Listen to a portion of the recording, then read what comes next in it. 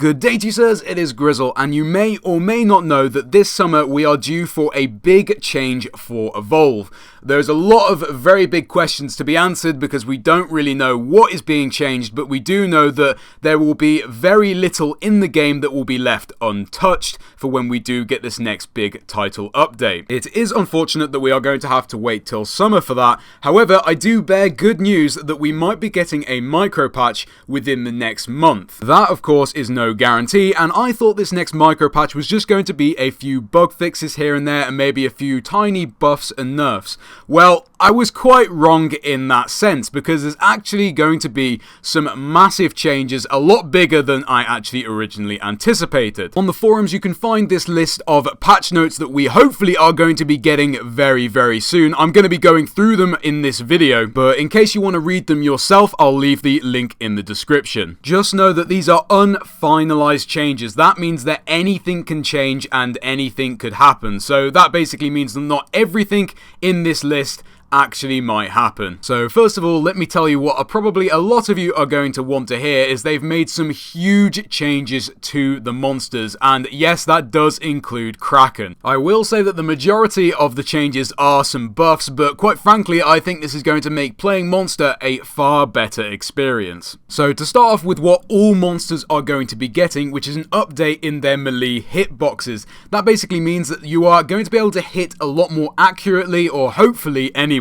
A lot of you will probably be familiar that when you get pooned in the back and sometimes you don't hit the poon off, it's simple little things like that that is going to be changed so that you can actually, have more control about where you're actually using your melee. Then the other big change that monsters are going to be getting is an increase in smell range. So you can smell further, have more awareness of where the hunters are, which of course will give you a better advantage. There are also a couple of changes which I don't know the details for instance, the armor you get after you evolve, as well as auto sense, but those in general are the big changes that are going to be coming to the monsters all round. So getting onto the details for each individual monster change, Goliath has had a small but I think quite a epic change which is going to be to his climb speed. This also does include Meteor Goliath.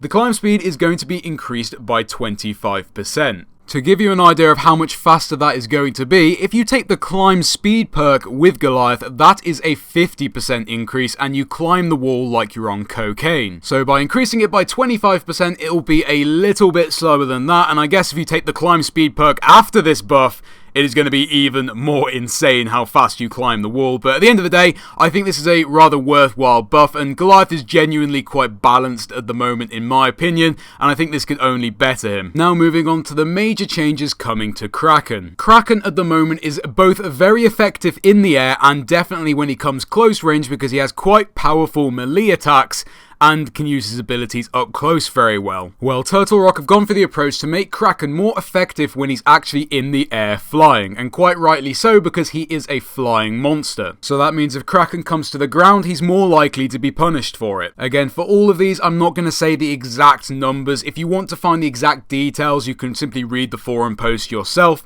but his heavy and light melee attacks are being nerfed, so that means he's going to do less damage. Therefore, if he comes to the ground to try and do damage with his tentacles, he is not going to do as much damage as he used to. However, Kraken does have snowballs that he throws when he's actually in the air. These have had an increase in damage but have now less radius. So basically, as expected, he is going to do more damage in the air, but you will need to be more accurate with your snowballs, so Kraken will require a little bit more skill to actually land them. As for his abilities, Aftershock's range has been decreased ever so slightly. Again, Aftershock's something you have to come down to the ground to use effectively, making Kraken a little bit less effective on the ground, but Aftershock will still have full effect if you land it. As for Lightning Strike, the one that everyone struggles to dodge, is in fact got a 1 second less cooldown, so it'll actually be able to deploy Lightning Strike a little bit quicker than he used to, and there's been no damage changes, which actually came as a surprise to me, but quite frankly,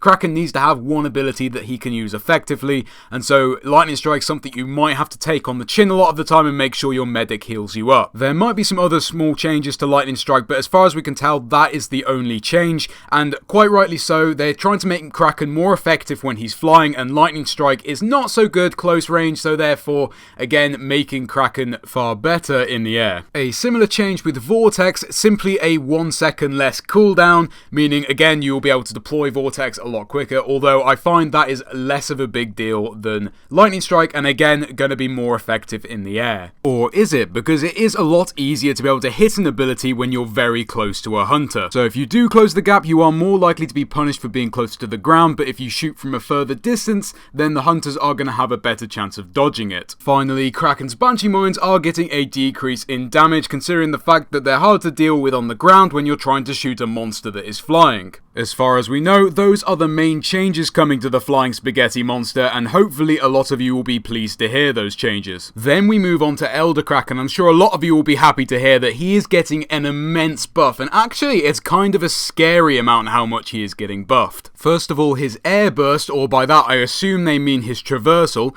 is going to be increased in terms of the angle, which I would have thought means basically you can traverse upwards a lot more easier. For those of you that have played Elder Kraken, you will know that traversing upwards only works if you point the cursor very high up already. Also, the cooldown has been reduced by 1 second. Again, not an immense change, but still a buff nonetheless. His abilities haven't had any buffs in damage, but every single one has had an increase in radius, and it's actually quite insane how much they have actually put into the radius. For instance, 1 point in Death Spiral in this new update is going to be equivalent to 3 points in it now. That gives you an idea of how powerful something like Death Spiral is going to be when this patch comes out. Again, you can look up the numbers by going to the link, but Lightning Strike with 3 points in it isn't going to be a staggering 9 meters. That is essentially undodgeable. It does make sense because Elder Kraken can't move his Lightning Strike like OG Kraken. He also does have slightly smaller cooldowns, but either way, these buffs were definitely in need for Elder Kraken, and it's going to be exciting to see how he plays out. Then we move on to Wraith, which arguably a lot of people have been saying Wraith doesn't get used as much. Some people say she has.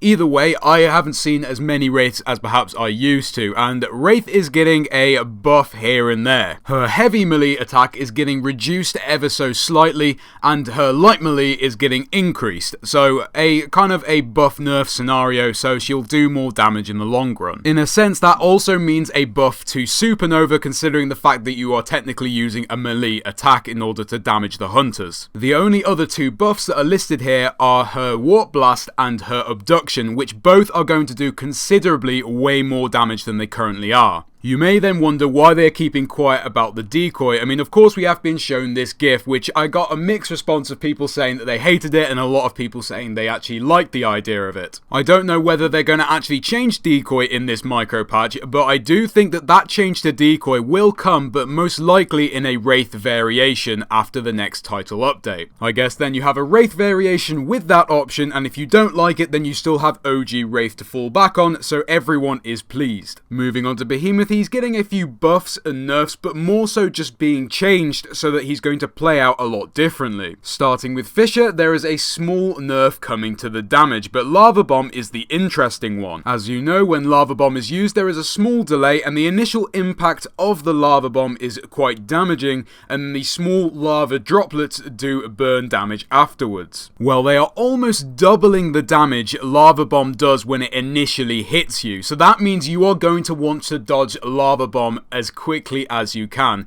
You've got to remember that Behemoth takes a couple of seconds to actually shoot Lava Bomb, so you are going to want to get out the way of that because it is going to do far more damage than it used to. But then on the plus side, the lava droplets are going to do a lot less damage in compensation for that, so it's the main lava impact that you want to be avoiding. Rockwall is quite complicated because it is getting a lot of different changes depending on how many points you put into it, so you'll have to read the post if you want to know the actual specific details. However, it is getting one very interesting change. The cooldown is being almost halved, but the time taken for the rock wall to come down is also almost being halved. So that basically means a behemoth can put a rock wall down a lot more often, but it is going to come down a lot more quickly. Lastly, tongue grab is getting a small buff, simply a slightly smaller cooldown, and is going to be doing a little bit more damage. So if you like getting tongue punched, then you're going to be loving that change. Then we move on to perhaps the biggest change of all the monsters, and that is going to be to Gorgon. All I can say is after this micro patch, she is going to be one scary motherfucker, and quite rightly so, considering the fact she was meant to be right from the start. Just know that this isn't the complete list of changes coming to Gorgon, but only what the developers have actually shared. First of all, her melee damage and her wall pounce damage is being decreased by quite a lot. It's actually quite a huge nerf. Her wall pounce is actually going to do half the damage it used to,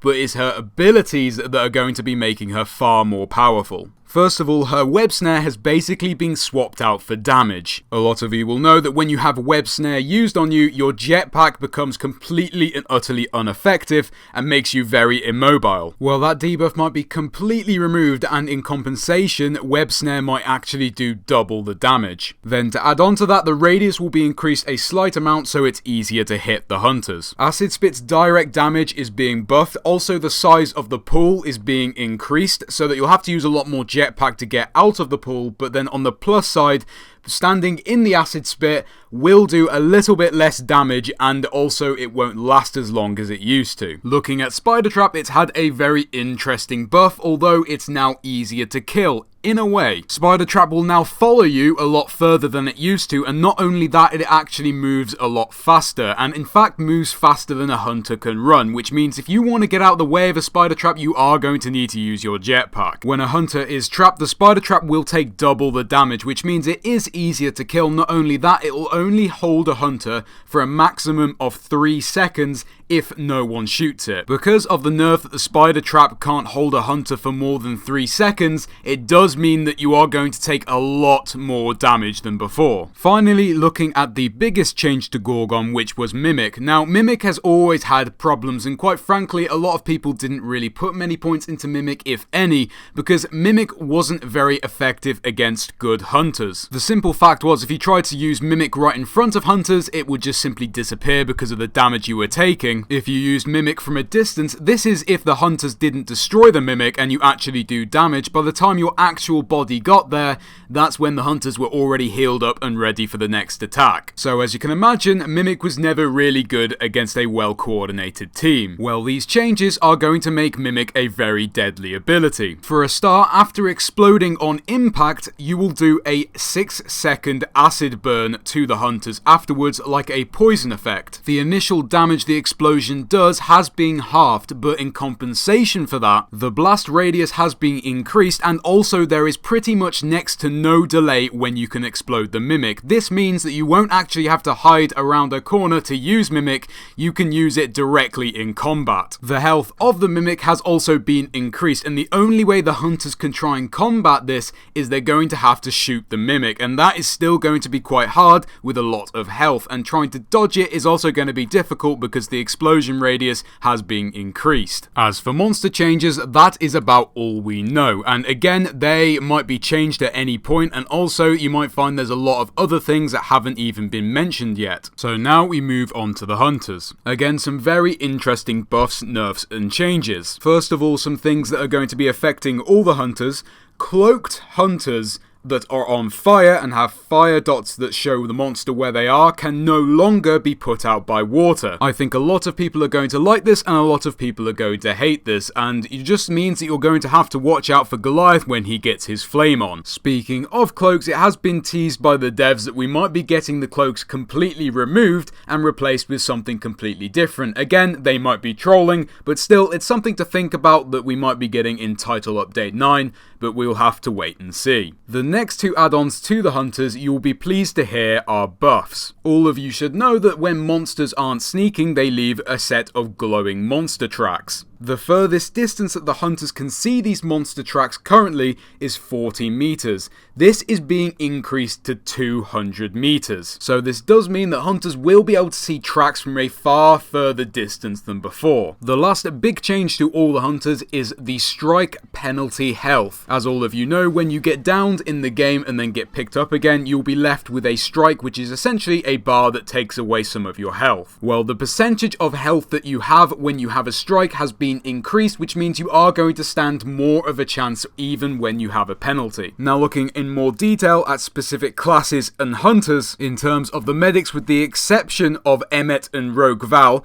every single other medic will have a heal burst of 30 meters. The only two medics that currently have a heal burst of that radius is Lazarus and Slim, and of course you know how large the heal burst radius is with that, so that is a massive buff to Val and Kyra. Now, rattling through the specific changes to each hunter, continuing with the medics, Val's sniper zoom has been decreased ever so slightly. Rogue Val's chain medgun has had a slight nerf, so it will be a lot harder to keep a incapped player up, because a lot of you will know that with Rogue Val at the moment, it is almost guaranteed to be able to get the player up as long as you keep the heals on. Emmet is being made more of a medic and less of an assault, because a lot of you will know he does a lot of damage at the moment, and so he is getting a damage decrease. However, in compensation for that, his heal boys are going to have a lot more health, which means it's going to be a lot harder to take them down. Not only that, they are going to heal more, and that does include his heal burst. Along with Kyra having the ability to have a better heal burst, she is now going to have Q shots. Now, by that, I would assume they mean, so a lot like Slim now has a fully automatic leech gun, her grenades are now going to be fully automatic, which means you'll be able to hold down the trigger or the button, and you won't actually have to keep pressing it. If that is not the case, then it does mean that her grenades are going to come out in some sort of like maybe 2 or 3 round burst. Either way, it's definitely going to buff Kyra and definitely a needed change. The one medic that a lot of people have been having problems with recently is Slim, and he is in fact going to be getting a nerf. When he is hit in a spore cloud, he will be revealed for slightly longer than before, and his heal burst is going to heal less than it did before. That's both to other players and himself. Moving on to supports, Hank is having a slight nerf in his orbital and laser cutter damage, but not a massive deal that's going to make Hank less viable. Speaking of making characters more viable, Tech Sergeant Hank's shield charger is getting a plus 100 capacity increase. Again, a very wise decision, so you'll be able to charge up hunters a lot easier. I just wanted to touch on Bucket very quickly because a lot of people don't use Bucket anymore simply because he just isn't as good as a lot of the other supports and doesn't seem to work as well with a lot of other comps. It's also interesting to see that he is getting no changes in this micro patch. Having said that, there is of course variations coming out, and if you didn't know, C Bucket is going to be the variation for Bucket. Of course, we don't know what he does yet, but when he comes out, I'm sure he will be a good variation for Bucket, and that might be the reason why they are not changing Bucket. Lastly, from the supports, Sunny is going to be getting a change to her jetpack booster. A lot of you will know that the jetpack booster is fantastic for dodging abilities as well as chasing down the monster. Turtle Rock have gone for the approach to make the booster a lot more useful for dodging abilities and less so for chasing down the monster. And quite rightly so, and personally how I think Sunny should have been in the beginning, and so monsters won't have such a problem with hunters chasing them down on their back. The way they have done this is they've reduced the thrust of the booster by a huge amount, so it's more so for dodging abilities and not chasing down the monster. Then in compensation for that, the capacity has been increased, so you'll be able to get a lot more out of it. Then a simple reduce in damage with her mini nuke grenade launcher. Coming on to trappers, Maggie has an increase in toss range for her harpoon traps, as well as a little bit more damage can be done with her SMG. Then her counterpart, Waggy, which a lot of people have been having problems with, her harpoon will take a little bit longer to deploy, as well as having a little bit less range. Then, as expected, her SMG is going to do less damage. Griffin's harpoon is going to be doing a lot less damage than it used to. Not that that really matters, because of course it's not meant to be a damaging weapon in the first place and meant to be for pooning the monster. Similar to Griffin, Abe is getting also a very slight change, simply a increase in damage with his shotgun. As for Jack, his satellite scanner is being used more for tracking the monster and less for doing damage. It is going to do significantly less damage than it used to, and the cooldown has been pretty much halved so that you'll be able to use it a lot more often, and as I said, use it more so for tracking the monster rather than damaging it. He's also having a slight increase in damage for his pistols, and apparently his repulsor is going to be reworked in some way, but there are no details on that. Lastly, Crow's getting quite a few buffs and nerfs here and there. Gobi's going to be getting a nerf. He will have a little bit less range and will have a longer cooldown. Then as for his kinetic long rifle and stasis gun, they are getting a few buffs and nerfs here and there. If you want to see the specifics, you can read it yourself. It does quote that the stasis will no longer affect Behemoth's roll. I don't know whether that's with all stasis in the game or just Crow's, but either way is going to be a nice little change that's going to benefit Behemoth. And finally, moving on to assaults, there are some small changes, but changes nonetheless. Hyde's toxic grenades are going to be getting a decrease in damage. It doesn't say specifically which weapon is being nerfed, but Torvald is going to be getting a decrease in damage as well. Parnell is arguably seen as one of the best assaults at the moment, and he is going to be getting a nerf to his movement speed buff when he is using Super Soldier, and also a slight decrease in damage with his rocket launcher. Then finally, Lennox, again, it's going to be different depending on how many times you use your lance, but it's going to be getting a buff and nerf in a sense. Again, you'll have to read if you want to know the details, and the anti-air cannon is also going to be getting a decrease in damage.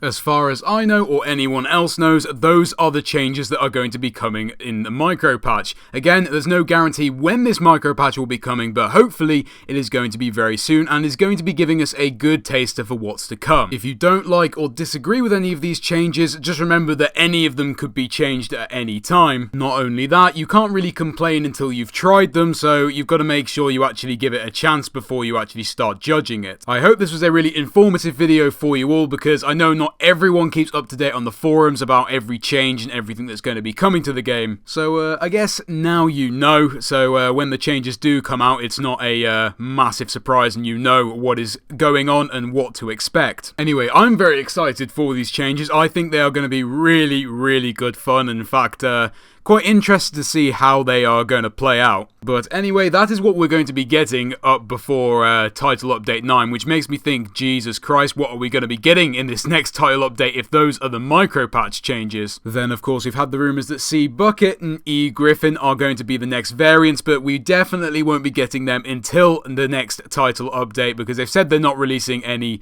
sort of new characters until that time. Either way, I'm sure it will come around very, very quickly. I'll make sure to keep you posted on any big updates that are going to be coming in terms of things that might be changing. Make sure you share this video as well with anyone who might be interested in knowing the changes that are going to be upcoming, because it is important that we get the community to know what is going on. But otherwise than that, I hope you enjoyed, and I'll see you in the next one.